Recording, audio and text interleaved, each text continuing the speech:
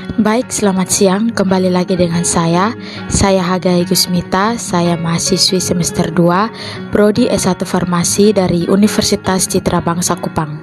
Di sini saya akan menganalisis anion. Yang pertama adalah anion. Anion adalah ion negatif yang terbentuk ketika atom non-logam memperoleh satu atau lebih elektron. Anion dinamakan demikian karena anion tertarik ke anoda bidang positif dalam medan listrik. Atom biasanya akan mendapatkan elektron sehingga mereka akan memiliki konfigurasi seperti gas mulia. Penamaan anion sedikit berbeda dari penamaan kation. Akhir ini, nama unsur tersebut dihilangkan dan diganti dengan akhiran -, ida. Misalnya F- adalah ion fluorida, sedangkan O2- adalah ion oksida. Akhir ini, nama unsur tersebut dihilangkan dan diganti dengan akhiran -, ida. Misalnya F- adalah ion fluorida, sedangkan O2- adalah ion oksida. Seperti halnya kation, biasanya anion ditandai dengan superskrip mengikuti simbol dari unsur yang membentuk anion tersebut. Yang berikut adalah pengertian uji anion. Analisa anion atau uji anion adalah analisa yang bertujuan untuk menganalisa adanya ion dalam sampel. Sedangkan analisa kualitatif dilakukan untuk mengetahui jenis unsur atau ion yang terdapat dalam suatu sampel. Jadi, analisa anion secara kualitatif merupakan analisa yang dilakukan untuk mengetahui adanya ion serta jenis anion apa saja yang terdapat dalam suatu sampel.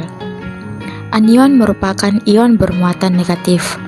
Dalam analisa anion, dikenal adanya analisa pendahuluan yang meliputi analisa kering dan analisa basah. Analisa kering meliputi 4 pemeriksaan organoleptis, yaitu warna, bau, rasa, dan pemanasan. Sedangkan analisa basah adalah analisa yang melarutkan zat dalam larutan.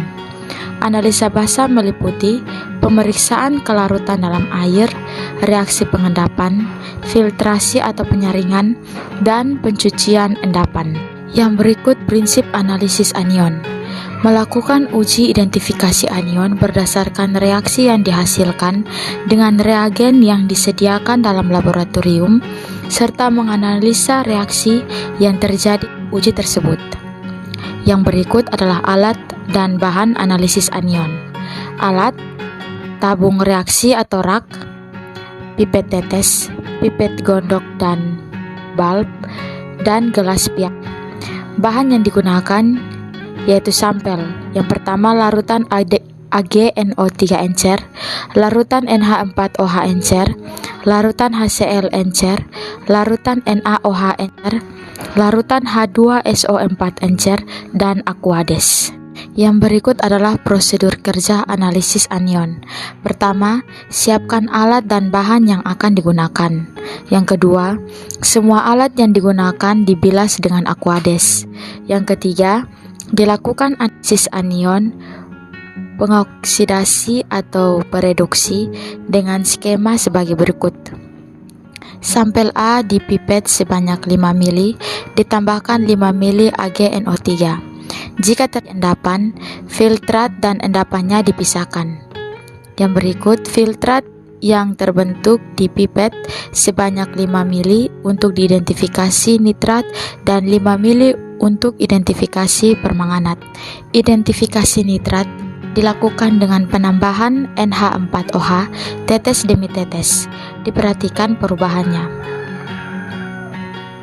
Terbentuknya anion nitrat ditandai dengan adanya bau NH yang menyengat. Sedangkan untuk identifikasi permanganat, 5 ml filtrat tersebut ditambahkan NaOH sampai terbentuk warna ungu menjadi hijau. Endapan yang terbentuk, sampel ditambahkan 5 ml AgNO3, ditambahkan air panas tetes demi tetes sampai terjadi perubahan. Setelah itu filtrat dan endapannya dipisahkan. Filtrat yang terbentuk tersebut ditambahkan HCl encer sampai terjadi pengendapan kembali. Endapan yang terbentuk berupa AgCl dan filtratnya diuji untuk identifikasi kromat dengan penambahan HCl encer. Pembentukan anion kromat ditandai oleh terbentuknya endapan AgCl berwarna putih. Endapan yang terbentuk pada tahap 6 ditambahkan HCl encer sehingga terjadi pengendapan kembali. Endapannya berupa Ag3CN6 dan diuji identifikasi ferricyanida dengan penambahan CuSO4. Adanya anion ferricyanida ditandai dengan terbentuknya warna coklat berupa Cu3FeCN6 dua kali. Sedangkan filtratnya dibagi dua dan dilakukan identifikasi sulfat. Filtrat 1 ditambahkan BaCl2 dan HCl sehingga terbentuk BaSO4 berwarna putih. Filtrat 2 ditambahkan PbNO3 dua kali berwarna putih. Sampel yang berbeda yaitu sampel B dilakukan identifikasi karbonat yaitu asam cuka dan Mg2+. Identifikasi karbonat, sampel B dipipet sebanyak 3 mili, kemudian ditambahkan HCl encer. Adanya karbonat ditandai dengan adanya CO2 yang berbuih. Pada identifikasi asam cuka, sampel B dipipet sebanyak 3 mili, kemudian ditambahkan H2SO4 encer. Adanya asam cuka ditandai dengan terciumnya bau cuka yang menyengat. Pada identifikasi M2+, sampel B dipipet sebanyak 3 mili, kemudian ditambahkan NaOH encer. Adanya magnesium ditandai dengan terbentuknya endapan putih sebagai MgOH dua kali. Yang berikut adalah data dan hasil pengamatan analisis anion. Data pengamatan. Yang pertama, sampel A ditambah AgNO3 tidak terbentuk endapan, hanya terbentuk larutan berwarna keruh, sehingga langsung diuji identifikasi nitrat dan permanganat. Yang berikut identifikasi nitrat. Campuran sampel A ditambah AgNO3 ditambah NH4OH menghasilkan NH3. Terciumnya bau menyengat amoniak. Sampel teridentifikasi pada anion nitrat. Yang berikut identifikasi permanganat. Campuran sampel A ditambah AgNO3 tambah NaOH tidak terbentuk larutan ungu yang berubah menjadi hijau. Sampel tidak teridentifikasi adanya anion permanganat. AOH tidak terbentuk larutan ungu yang berubah menjadi hijau. Sampel tidak teridentifikasi adanya anion permanganat. Yang berikut identifikasi karbonat. Sampel B ditambah HCl encer tidak ada buih. Sampel tidak teridentifikasi adanya anion karbonat. Yang berikut identifikasi asam cuka. Sampel B ditambah H2SO4 encer menghasilkan CH3COOH. Terciumnya bau menyengat cuka. Sampel teridentifikasi adanya anion asetat. Yang berikut identifikasi Mg2+. Sampel B ditambah NaOH tidak ada perubahan. Sampel tidak teridentifikasi adanya anion hidroksida. Yang berikut adalah hasil dan pembahasan. Berdasarkan hasil percobaan yang kami lakukan, anion yang positif pada sampel A adalah anion nitrat dengan penandaan berupa terbentuknya gas amoniak. Dalam hal ini, nitrat berfungsi sebagai zat pengoksidasi atau oksidator karena pengubahan NH4OH menjadi NH3 terjadi kehilangan ion hidrogen pada NH4OH. Pada pengujian sampel B dilakukan uji identifikasi, yaitu identifikasi karbonat, asetat, dan hidroksida.